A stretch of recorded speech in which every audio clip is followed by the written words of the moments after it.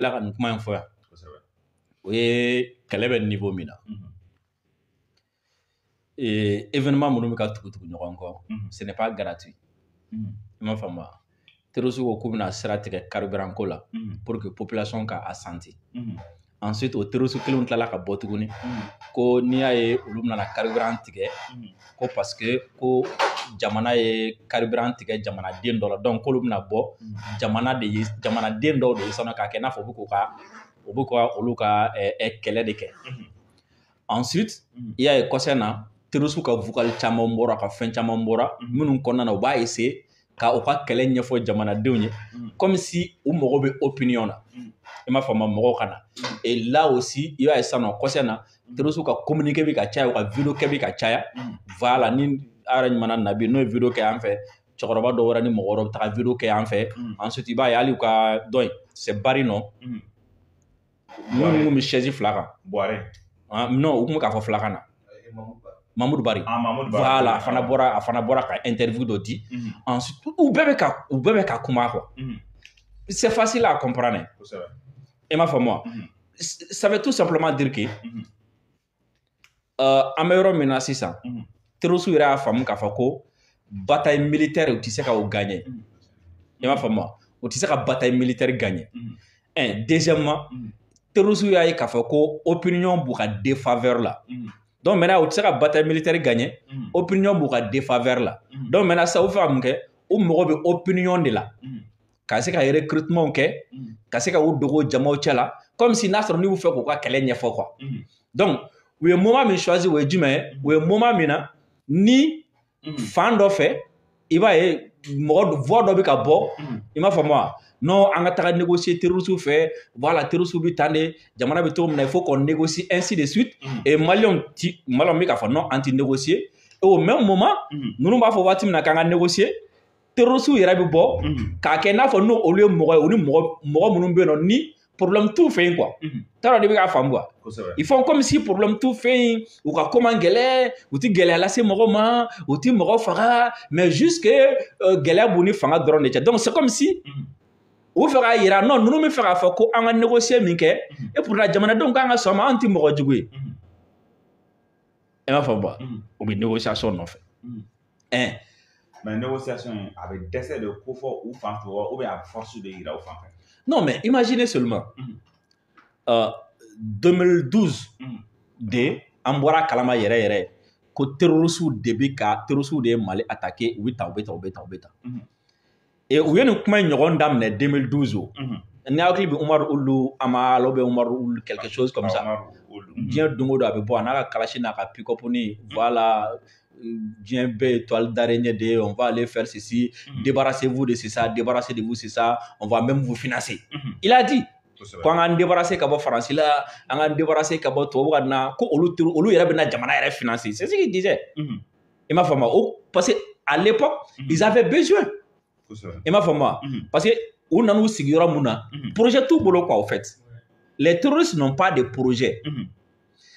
projet social t'u bolo ka di jamanadenw ma projet économique t'u bolo rien donc si tu n'as pas de projet à offrir alors que e dun bɛ fɛ ka mara kɛ donc il faut forcément trouver quelque chose pour que ka essayer ka mɔgɔw attirer ni o ye quoi parce que i y'a ye terroriste ye kalo 8 min kɛ Mali kɔrɔnfɛla la ils ont fait quoi socialement à part déranger les gens économiquement à part que ka jamana lajɔ ils n'ont rien fait il m'a faamu sur le plan sécuritaire ils n'ont rien fait donc ils n'ont pas de projet à proposer maintenant comme projet t'u bolo ka proposer sur le plan militaire ils sont faibles maintenant u bɛna ni manipulation ka jouer mɔgɔw hakili kan ka essayer ka mɔgɔw hakili suɲɛ ni kuma dumanw ye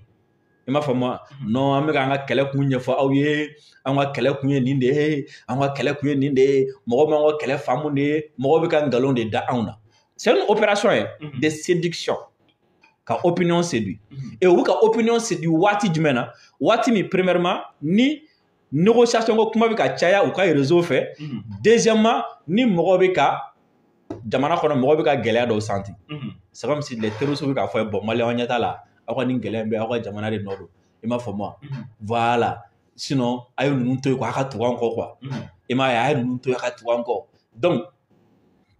ni gɛlɛya commencera ka na dɔɔni ni mɔgɔ ye tile 2 kɛ carburant ko problème na ni mototigi min ma se ka carburant sɔrɔ ni mobilitigi min ma se ka carburant sɔrɔ ou bien ni groupe entreprise min ma se ka carburant sɔrɔ ka groupe la fonctionner mais cɛ ninnu tɛ mɔgɔ jugu sa an ka taa kungo fɛ sa walasa ni gɛlɛya bɛ ban ko in bɛɛ kun y'o de rien que ça i m'a faamu wa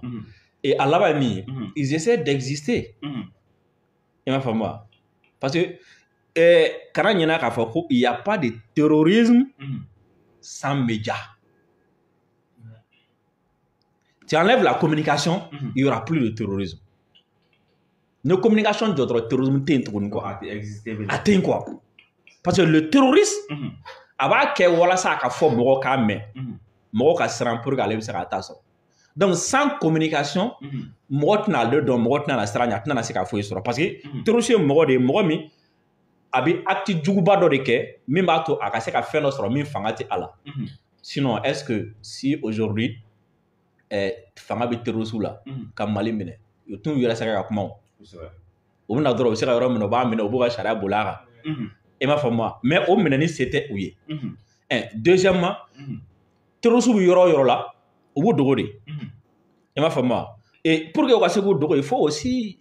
l'accompagnement souvent au yɔrɔ minnu na ka se ka mɔgɔ dɔw ka sympathie sɔrɔ par exemple n'u bolo sa n'u bɔra ka nin kuma nin fɔ a kɛra cogo o cogo jama la u bɛ se ka mɔgɔ kelen sɔrɔ mɔgɔ min hakili man girin kosɛbɛ donc u b'u dɛmɛ k'u dogo ou bien u b'u dɛmɛ k'u ka fɛnw kɛ i m'a fɔ donc pour te dire que ni communication tɛ dɔrɔn terrorisme tɛ alors que terrorisme bɛ communiquer ni jumɛn ye o ye u bɛ violence min kɛ u bɛ communiquer ni violence de pour que mɔgɔ bɛ violence ye mɔgɔ bɛ violence mɛn walasa k'u lasiran. Et maintenant, aux violences, u b'o ta ka jumɛn sɛgɛrɛ u b'o ta ka jamana symbole le sɛgɛrɛ symbole min ye jamana bɛɛ jigi jamanadenw jigi don quoi. Donc n'u ye violence ta ka jamana jigi ani jamana sɛmɛ sen ka violence ta k'o sɛgɛrɛ mɔgɔ bɛ mun fɔ bon imaginez gardien min jɔlen don da la n'i ye dalen min don a la ko fanga b'a la k'ale de bɛ k'i kɔlɔsi i m'a faamu wa ni mɔgɔ min sera ka n'o gardien ko dɔ kɛ o gardien na facilement k'o bɔ da la i bɛ mun fɔ bon i b'a fɔ hali ni gardien wɛrɛ ta tɛna sɔrɔ donc n'an ka essayer ka ni nin ka bɛn ko la donc o de la u b'u attaquer jamana symbole la sécurité symbole la espoir symbole la n'o ye armée wala n'u ye fɛn dɔ kɛ armée la mɔgɔ jigila bɛ tigɛ parce que armée de b'an protéger et ni mɔgɔ y'a ko terroriste bɛ ka ko dɔ kɛ armée la mɔgɔ jigila bɛ tigɛ donc mɔgɔ bɛ sɔn olu ta ma et aujourd'hui o possibilité o fɛkɛra kosɛbɛ i b'a fɔ ba u tɛ se ka u ka violence à chaque fois n'u bɛ violence ta ka armée sɛgɛrɛ premièrement a bɛ kɛ échec y'u bolo deuxièmement ça renforce peuple ka soutien ka ɲɛsin armée ma donc u y'a ye k'a fɔ ko s'attaquer à l'armée u sera ka sebagaya sɔrɔ u ma sebagaya sɔrɔ o défaite dɔw bolo i m'a faamu parce que le peuple est décidé ka armée soutenir n'u ye kan attaquer a bɛ jamanadenw motiver ka armée dɛmɛ k'an ta sara ni sɔrɔdasiw yɛrɛ ye u gosi ka caman faga la ka ɲɛmɔgɔw faga a bɛ jamanadenw motiver halisa u b'a fɔ an k'a tɔ yɛrɛ ban siɲɛ kelen donc sɔrɔdasiw ye terroriste attaquer a bɛ jamanadenw galvaniser terroriste ye sɔrɔdasiw attaquer a bɛ jamanadenw galvaniser donc a tɔ tora jumɛn ye sisan nɔ peuple jamanadenw donc k'a essayer ka sɔrɔdasiw ka fanfɛla to yen komi u ka gɛlɛn sisan nɔ donc n'u bɛna na communiquer u bɛ communiquer ni u bɛna gɛlɛya min ta ka peuple sɛgɛrɛ ye i m'a faamu non u bɛna gɛlɛya min ta fɔlɔ ka peuple sɛgɛrɛ i n'a fɔ an ɲɛ b'a la cogo min na i m'a faamu maintenant o gɛlɛya in kɔnɔna la comme jusqu'à présent u mago bɛ peuple de la u mago bɛ peuple de hakilila la ensuite cette fois-ci u bɛ ka communication fara kan parce que u yɛrɛ y'a ye sisan nɔ bɛɛ bɛ réseau sanfɛ voilà bɛɛ bɛ réseau sanfɛ la communication ça marche n'i ye kuma fɔ mɔgɔ b'a lamɛn sauf que u ɲinɛna fɛn min kɔ même terroriste bɛ ka mɔgɔ minnu ka wari minɛ k'a dun i m'a faamu u ɲinɛna min kɔ c'est-à-dire naturellement adamaden fɛn min t'i ye ka caya o yeli curiosité b'a minɛ quoi fɛn min t'i mɛn ka caya o mɛnni curiosité b'a minɛ quoi a n'a b'a fɛn fɛ o tɛ kelen ye quoi i m'a faamu par exemple i b'a ye Nabi ka vidéo ça circule beaucoup sur TikTok voilà mais Nabi kanu tɛ o kɔrɔ tɛ ko mɔgɔ bɛna taa fara Nabi kan o c'est la curiosité voilà ni mɔgɔ min yɛrɛ mɔgɔ sugu jumɛn o bɛ kuma sugu dɔw de fɔ quoi à part ça c'est fini u yɛrɛ tɛ k'o de faamu quoi ils pensent olu bolo parce que n'i mɛnna réseau kan i b'a dɔn olu bolo ko le fait que u ka vidéo bɛ ka circuler TikTok kan k'o kɔrɔ ye k'u gagnera k'u ka di mɔgɔ ye k'u ye fanga sɔrɔ ko mɔgɔ bɛna gɛrɛ c'est sur le terrain qu'ils vont constater que c'est faux et puis psychologiquement a bɛ se ka mɔgɔ dɔw lasiran i m'a faamu mɔgɔ min tɛ réseau maîtriser kosɛbɛ mais u nalonnen don Ça joue à l'air de faveur. Oui. Ah, nous, en réseau, espérons, nous, on le sait. Avec un don. Je t'assure, nous, nous, nous, essayer que nous, la corobane, terroristes, la vidéo, nous faisons. Ils sont pas intelligents. Hein? Nabi ka vidéo kele. Hein? Nabi ka vidéo. Ou bien terroristes ka vidéo poster le nous ka kuma la. Abu ka mouvement est restreinto. Tu m'as fait moi. Donc, on va continuer la vidéo. Pourquoi continuer la vidéo? Tu penses que c'est pour rien que Ben Laden continue son cas? Ben Laden tire son photo comme ça, faire un baptême. Tu penses que c'est pour rien?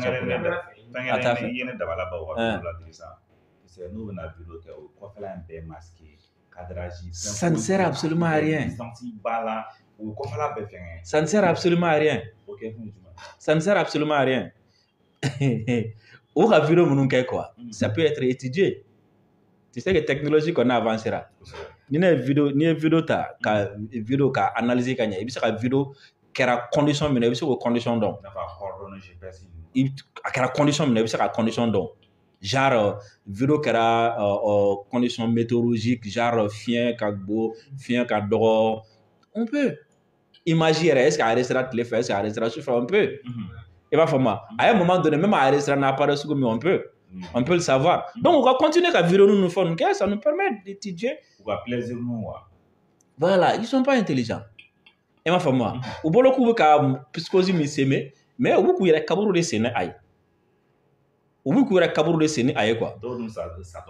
Parce que, oui, parce qu'à chaque vidéo, vous voyez, pas un calendrier, mais m'a oublié. Vidéo nous va que, vous voyez, pas un calendrier, mais m'a oublié. Moi, je vais vous dire, vous voyez que audio, vous voyez que vidéo. De l'ordre qu'a fait une terreau, c'est quantité de non. Parce que jamana min bɛ k'u bila la o jamana bɛ fɛ ka ko golowa de ka a firi joona quoi o jamana n'olu tɛ o parce que terroriste yɛrɛ ka employeur bi u jigila tigɛlen don u ka sira foyi tɛ terroriste ninnu na terroriste ninnu ye u b'a wele cogo di de sariya kanu i y'a faamu terroriste ninnu bolo n dolen de dugu ɲugu min bɛ don dolen na. Voilà, terroristes nous bolo. Voilà. Ou terroristes nous utiliser ou ka tout yera faga ou ka tout fait parce que ou mogo be mina sisa. Genre c'est comme si abi chez min be no be groupe mi ka Mali kele ou be jamana munu ka Mali kele ils pensent que ni wati temena c'est impossible. Donc ils mettent tous leurs moyens en jeu. Moyen fin bu bolo be ka be de tinti sisa no quoi. Content que ni globally min flène ou bolo ni globally min flène ni kelen ni tena dessa ni ba bien quoi. Donc même s'il faut sacrifier les terroristes mais dîner to bla ko à la jume au bé parce qu'il m'a fait un projet tout bolo projet par exemple terrorisme flène c'est politique moi on parle quoi terrorisme c'est politique et ma femme parce que politique là soit il veut tagama kana mogoma il veut mogo est politique kono a bɛ fanga de ɲini a bɛ fanga de ɲini quoi et ma femme soit il veut tagama kana mogoma ka a convaincu a ka tugi ko ou b'a jago a ka tugi ko et ma femme donc terrorisme yɛrɛ fanga ɲini de do o fanga de nɔfɛ o fanga ɲini de violence utilisée pour que sera jateminɛ kɛ ni terrorisme gɛrɛla yɔrɔ o b'o fɔ ko accord ni mɔgɔ min ye accord signé par fini mun de bɛ kɛ ayo tito ni accord signé non ni mɔgɔ ni dugu accord signé o dugu a koɲɛ bɛn k'a bɛ di o terroristes de ma terroristes de bɛ kɛ maître o dugu la sisan a bɛ jaga d'u ma i m'a faamu wa n'u mana misi minɛ u bɛna fɛn minɛ u bɛna fɛn minɛ a bɛ jaga d'u ma yɔrɔ min ka d'u ye u bɛ t'u sigi n'u ko aw ka min kɛ aw b'o kɛ n'u ko aw kana min kɛ aw t'o kɛ non u man kan tɛ ka jaga yɛrɛ minɛ yɛrɛ e bɛ jaga minɛ mɔgɔw la mun na jaga e bɛ jaga minɛ mɔgɔ la cogo di e tɛ ka mɔgɔ min protéger hali comment dire la a ka fɔ sisan nɔ quoi ko hali a ka fɔ ko minnu tɛ silamɛ k'olu sigilen don Madina Maka k'u bɛ silamɛw cɛla yen nɔ k'u bɛ nisɔngɔ sara u comment dire la u bɛ nisɔngɔ ni fɛnw sara mais nisɔngɔ sara kun ye jumɛn a ma fɔ ko ni sɔngɔ o kɔrɔ ye jumɛn e tɛ mɔgɔ min ni lakana fɔ e bɛ k'a ni di fɛn ma e bɛna mun nisɔngɔ minɛ o la ou bien e bɛna mun jaga minɛ o la olu de kan ka nisɔngɔ minɛ la maintenant olu e bɛna jaga minɛ mɔgɔ la e ye jɔn ye donc bref n bɛ fɛ k'a f'i ye terroristes projet t'u bolo projet de société t'u bolo genre n'i ye jamana di u ma u bɛna jamana économie lataa ɲɛ cogo min na o t'u bolo n'i ye jamana d'u ma u bɛna jamana lakana cogo min na o t'u bolo n'i ye jamana d'u ma an yɛrɛ dama ni ɲɔgɔn cɛ bɛ kɛ cogo min na o t'u bolo donc c'est facile ka t'u dogo diinɛ kɔfɛ non fo diinɛ de ka appliquer fo diinɛ de ka appliquer mais diinɛ mun fɔ non mais diinɛ min fɔ i t'o mɛn o da o u bɛ t'u karapɔn yɔrɔ dɔ la oui ala ko zon bolo ka tigɛ a ko jɛnakɛla ka farila kɛriw tan a y'o dɔrɔn de fɔ aw fɛn caman de fɔ non voilà o de la i b'a ye ni terroriste ye yɔrɔ o yɔrɔ minɛ u bɛ taa jamana wɛrɛ de nɔfɛ ka na ko k'u dɛmɛ ko ka yɔrɔ premièrement ka yɔrɔ sécuriser ensuite u tila ka boli jamanaw nɔfɛ tuguni ko jamanaw ka n'u dɛmɛ ko ka yɔrɔ développer non ils n'ont rien donc maintenant comme projet t'u bolo ils n'ont pas de projet à proposer donc c'est facile ka t'i dogo diinɛ kɔfɛ parce que diinɛ c'est quelque chose qui est à sur tous les plans débat bɛ sur tous les plans débat bɛ sur tous les plans i m'a faamu donc ils n'ont rien à proposer i b'u ɲininka i b'a dɔn diinɛ kɔnɔna la sariya b'a kɔnɔ diinɛ kɔnɔna na économie b'a kɔnɔ diinɛ kɔnɔna na social b'a kɔnɔ diinɛ kɔnɔna la sécurité b'a kɔnɔ u bɛ kuma fɛn fɛn ka diinɛ u bɛ kuma fɛn fɛn ka o répression de terrorisme ils ne parlent que de la répression ils parlent jamais de l'économie ils connaissent pas. Mais ne peut donc où est en zone industrielle attaquée. Non, je comprends. Oh, ça c'est la violence pour faire peur. Ni o ka jamana de bin quoi. O fait ka jamana de bin quoi. Donc fin fait bi jamana bin o bo bara la quoi. C'est pour que ka mogo de la kunu ka bo sunoko la, mogo munun bolo ko avenir do bi I bolo ou bien ko avenir do bi nunu fait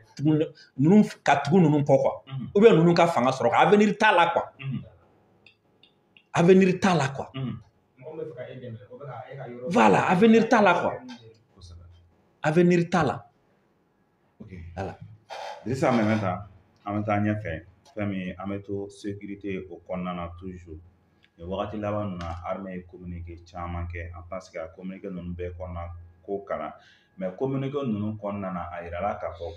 même communiqué, mais la sens, pour une vingtaine de terroristes ou le neutraliser. Communiqué temelona wa ira fana ka fɔ k'u ye terroriste caman neutraliser ka o bolominɛw ka olu minɛ fɛn min ye ko chef terroriste dɔw bɛ yen nɔ u ye olu fana neutraliser ka fara ani u ka commandanw kan fɛn min ye Bugari Demuguni o bɛ o la ani Nduru i bɛ se ka mun de fɔ an ye armée ka nin exploit kan. Tout ça, ça explique leur niveau de nervosité et pourquoi ils veulent forcément déplacer Kanani kɛlɛ yanfɛla fɛ. N ye raison minnu f'i ye n tɛna segin olu kan tuguni mais ni aw hakili b'a la après 2014 mara taalen kɔ Kidali ni après ni Kidali binna mɔgɔ ninnu tɛgɛ kɔnɔna la n'u avancera ka na Douaza ainsi de suite ka Gao région fan dɔw Tombouctou région fan dɔw quand ils sont venus là-bas ensuite accord kuma daminɛlen i b'a dɔn accord c'était purement et simplement un début ka u ka autonomie d'u ma et à la fin u ka indépendance d'u ma mais i tɛ se ka autonomie di jamana ma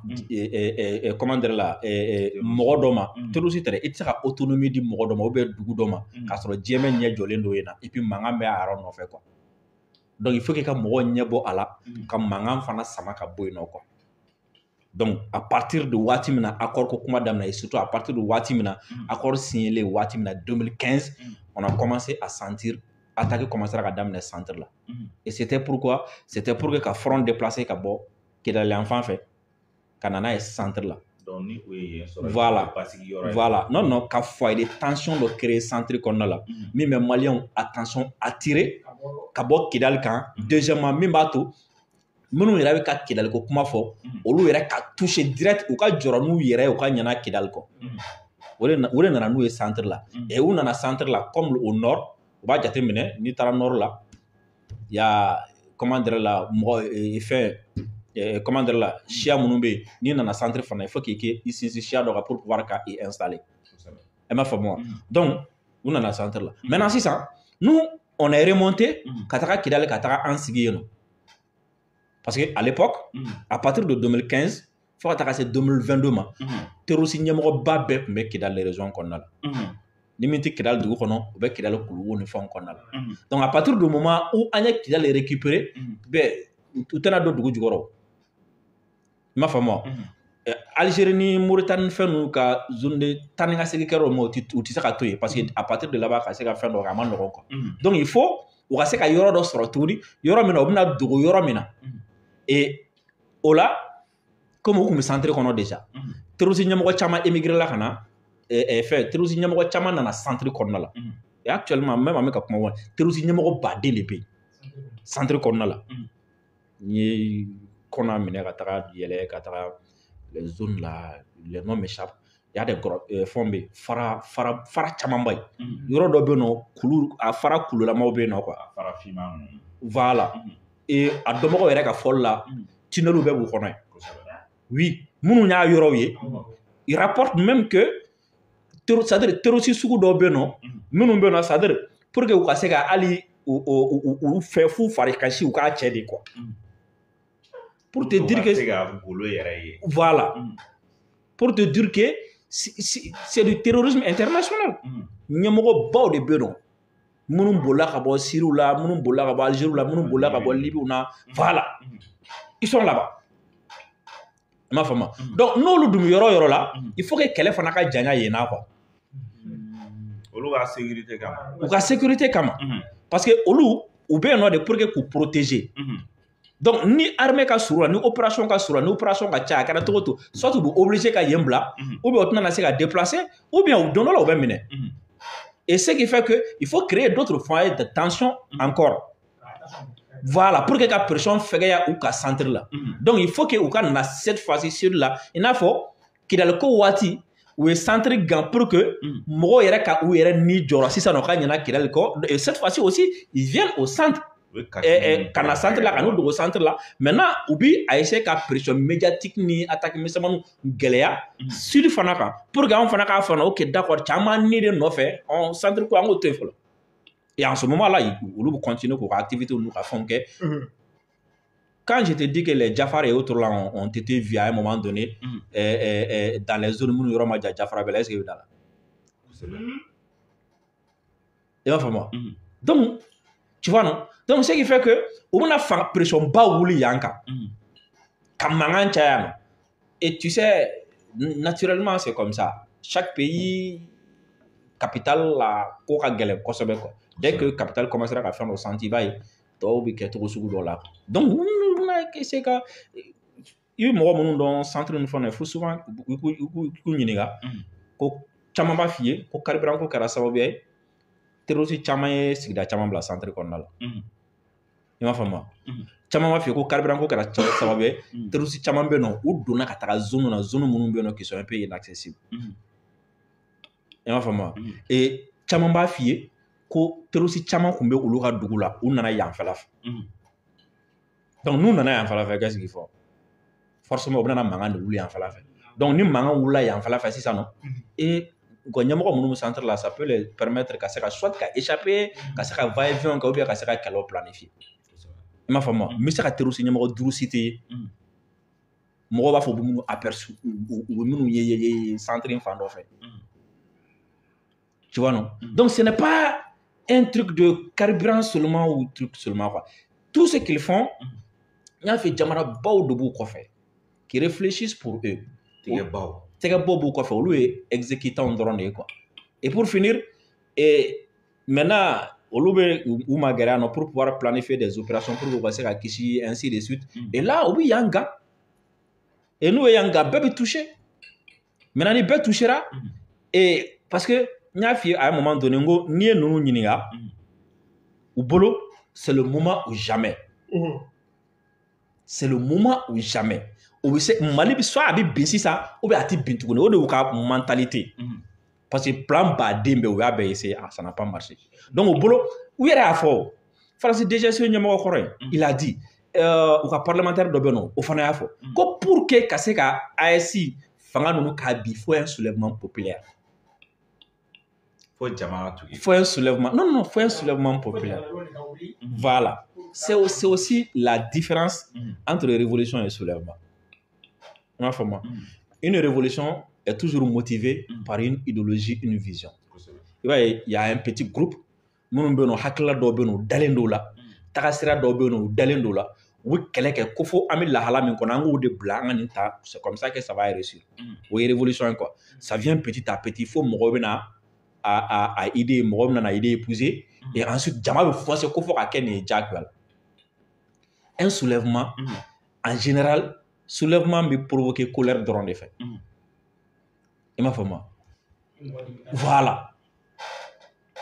il faut créer des frustrés pour provoquer un soulèvement.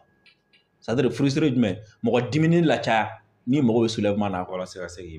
voilà donc il compte sur un soulèvement et soulèvement dun bɛ kɛ ni jumɛn o ye ka mɔgɔ dimini de caya quoi et dimi dun ye jumɛn ben i ye min senti déjà i ka vécu o dimi de o genre n bɔra so sɔgɔmada fɛ ko n bɛ taga ni denmisɛnninw ye école la denmisɛnninw bɛ don 8h i m'a faamu n nana ara minɛ station na fo midi denmisɛnninw ma se ka taga ou bien groupe b'an bolo boulangerie b'an bolo an bɛɛ balo bɛ boulangerie la an nana sɔgɔmada fɛ k'an bɛ boulangerie an bɛna baara daminɛ carburant ma sɔrɔ ka kɛ groupe la parce que ko dɔ taara min taara sɔrɔ o ma se ka segin ka na tu vois que ça énerve et au énervement ninnu souvent tu vas pas prendre le temps de réfléchir de midi à 14h quoi min bɛ nin bɔ yen sisan dɔrɔn i b'o dɔrɔn de la quoi i bɛ dimi quoi et ça peut te pousser ka décision dɔ ta ou bien ka réaction dɔ kɛ o de la i b'a ye les soulèvements kɔnɔna la il y a beaucoup de réactions i m'a faamu wa o de la i b'a ye quand Thomas Sankara dit il dit révolutionnaire vif il dit réactionnaire tu vois non